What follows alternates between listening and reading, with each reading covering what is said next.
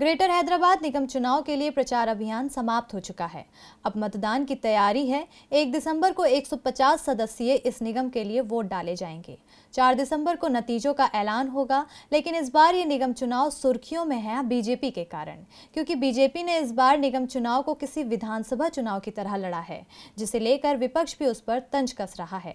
प्रचार के अंतिम दिन राजनीतिक दलों ने क्या बयान दिया, इस रिपोर्ट में देखिए। हैदराबाद इस समय राजनीति का केंद्र बना हुआ है। वैसे चुनाव तो यहाँ हो रहा है नगर निगम का, लेकिन पार्टियों के प्रचार अभियान को देखें तो ये कोई विधानसभा चुनाव का एहसास करा देता है। खास तौर पर बीजेपी ने तो अपने राष्ट्रीय अध्यक्ष और केंद्रीय गृह मंत्री को लेकर अपना हर नेता यहाँ प्रचार में लगा रखा है। दरअसल बीजेपी 2023 के तेलंगाना विधानसभा चुनाव से पहले ग्रेटर हैदराबाद नगर निगम चुनाव को लिटमस टेस्ट मान रही है। चुनाव प्रचार का आज आखिरी दिन था और केंद्रीय गृह मंत्री अमित शाह बीजेपी के प्रचार में यहाँ पहुंचे हुए थे।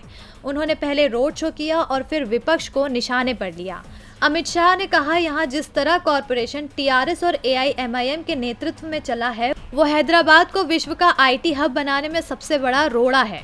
शाह ने कहा कि हम हैदराबाद को नवाब निजाम संस्कृति से मुक्त कराने आए हैं और यहाँ मिनी इंडिया बनाने जा रहे हैं। हम हैदराबाद को एक आधुनिक शहर बनाना चाहते हैं जो निजाम की संस्कृति से मुक्त हो।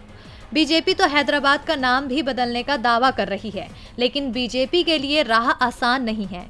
2015 में बीजेपी को यहां 150 सीटों में से सिर्फ 4 पर जीत मिली थी। बीजेपी के प्रचार पर तंज कसते हुए एआईएमआईएम ने कहा कि जिस तरह का प्रचार यहां केंद्र की सत्ताधारी बीजेपी ने किया है, उससे लगता है कि ये चुनाव पीएम के लिए हो रहा है।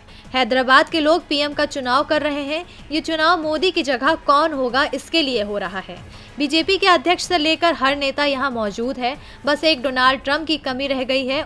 उन्हें भी बुला लिया जाए तो भी बीजेपी का कुछ नहीं हो पाएगा। वैसे भी मोदी ने कहा था कि अब की बार ट्रंप सरकार, लेकिन ट्रंप का क्या हुआ ये सभी जानते हैं। वो खुद चुनाव हार गए और अब हैदराबाद में भी बीजेपी की हार होगी। डीबी लाइव की रिपोर्ट।